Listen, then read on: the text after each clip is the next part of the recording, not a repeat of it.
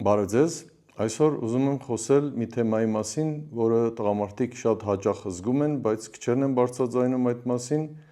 Ես բժիշկ եմ, տղամարդու առողջության մասնագետ, երկար տարիների ընթացքում հազարավոր տղամարդկանց հետ զրուցել եմ եւ տարբեր տարիքի, տարբեր մասնագիտությունների, տարբեր խնդիրներ ունեցող տղամարդկանց եւ գրեթե շատ բազում անգամներ լսել եմ հետեւյալ նախադասությունը՝ բժիշկ, երևի սա տարիքից է։ Հետաքրքիր է, չէ՞, 45 տարեկան տղամարդը ասում է սա, 50 տարեկան տղամարդն է ասում, 60 տարեկան տղամարդն է ասում եւ մի զարմացեք, նույնիսկ 35 տարեկան տղամարդն է ասում։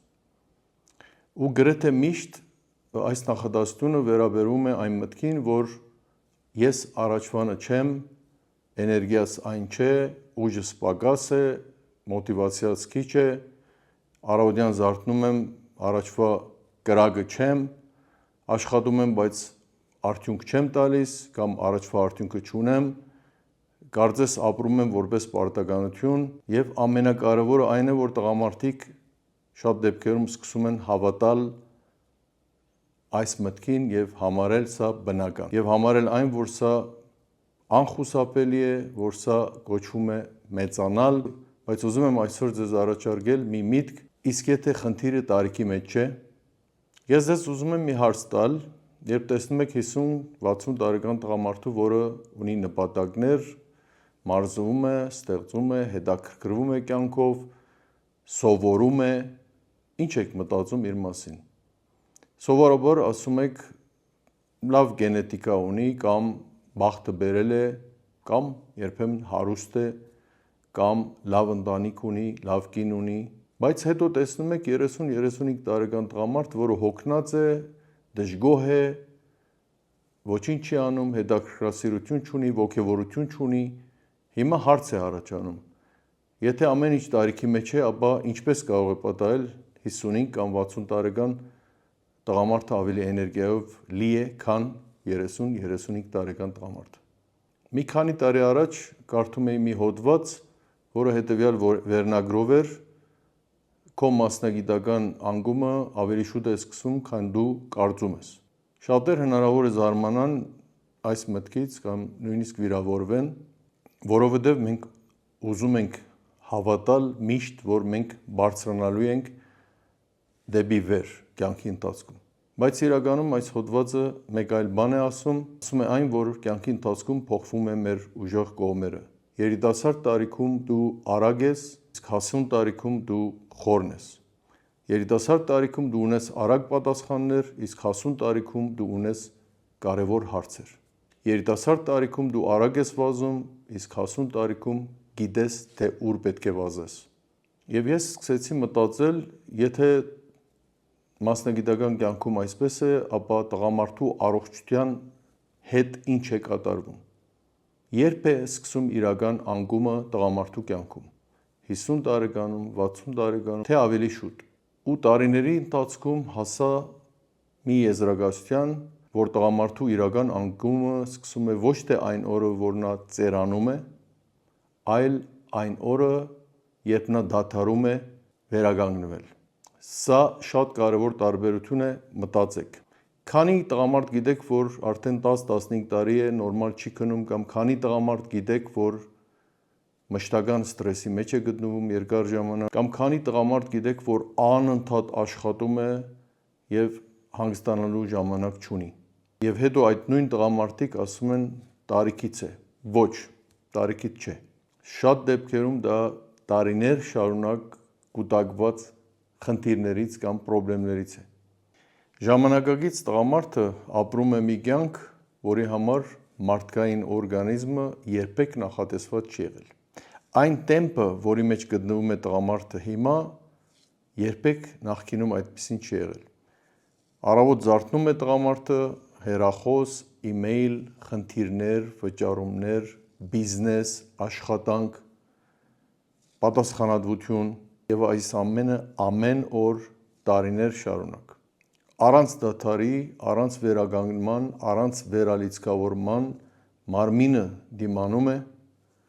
ուղեղը դիմանում է, բայց ամեն ինչ իր գինն ունի։ Գիտեք, որ ամենահետաքրքիր բանը այն է, որ տղամարդու մոտ առաջինը ոչ թե տեստոստերոնն է, որ տուժում է, այլ առաջինը տուժում է տղամարդու հետաքրքրասիրությունը։ Այդ մասին գրեթե ոչ ոք չի խոսում, ես ամեն օր տեսնում եմ դա, որ տղամարդը դադարում է հետաքրքրվել, դադարում է սովորել, դադարում է զարգանալ, դադարում է ոգևորվել, դադարում է երազել եւ այդ պահին սկսում է իր ներսում ինչ-որ բան մարել։ Ես համոզված եմ, որ տղամարդու առողջությունը սկսվում է ոչ թե արյան անալիզների տվյալներից, այլ սկսվում է իր հետաքրքրասիրությունից։ Սկսվում է այն հարցից, թե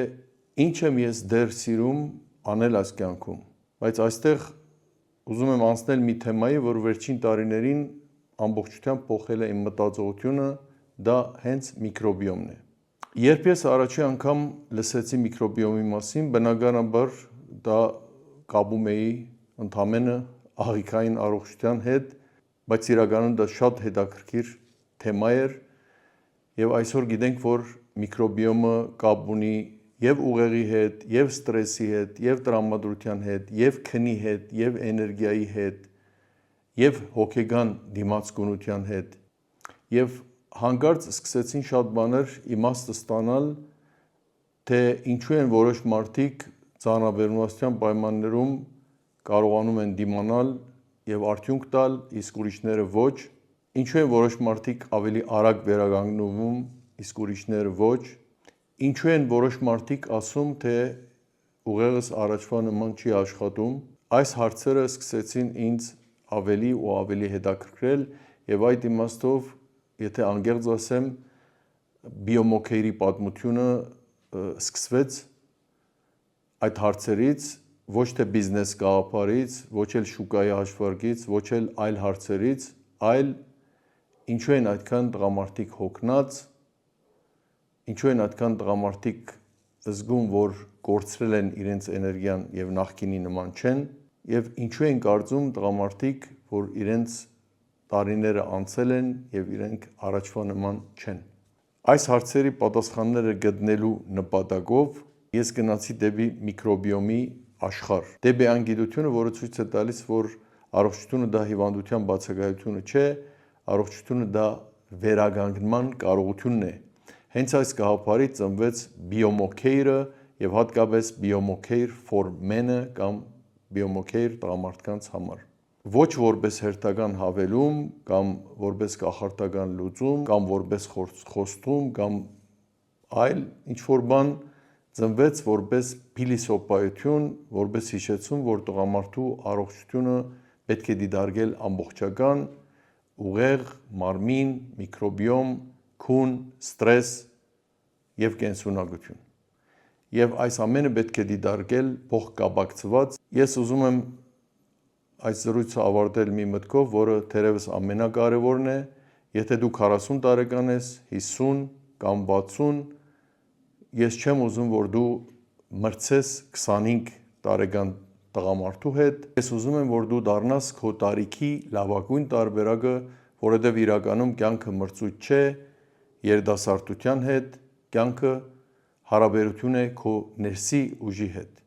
Ես տեսել եմ 30 տարեկան տղամարդկանց, որոնք այդ տարիքում հանձնվել են եւ տեսել եմ նաեւ 65, նույնիսկ 75 տարեկան տղամարդկանց, որոնք սիրում են ապրել։ Եվ ես այդ պատճառով չեմ ուզում ընդունել այն, որ ասում են, թե տղամարդու լավագույն տարիքը 25 տարեկանն է կամ 30 տարեկանն է։ Տղամարդու լավագույն տարիները այն տարիներն են, երբ նա որոշում է կայացրել հոգ տանել իր առողջության մասին, նորից ուժեղանալ, նորից աճել, նորից հետաքրքրվել եւ նորից ապրել, որովհետեւ տղամարդու իրական անկումը սկսում է ոչ թե այն պահին, երբ սկսում է ծերանալ, այլ այն պահին, երբ նա գիտակցում է կամ հավատում է, որ չի կարող աճել։ Եվ այս տեսանյութից միայն մեկ միտք պետք է հիշել այն, որ տարիքը իսկապես դատավճիռ չէ, հանձնվելն է դատավճիռ։ Ես բժիշկ Ռաֆի Ջանեցյանն եմ, տղամարդու առողջության մասնագետ, Microbiome Armenia-ի եւ Biomokeir-ի հիմնադիր։ Biomokeir առողջությունը սկսվում է ներսից։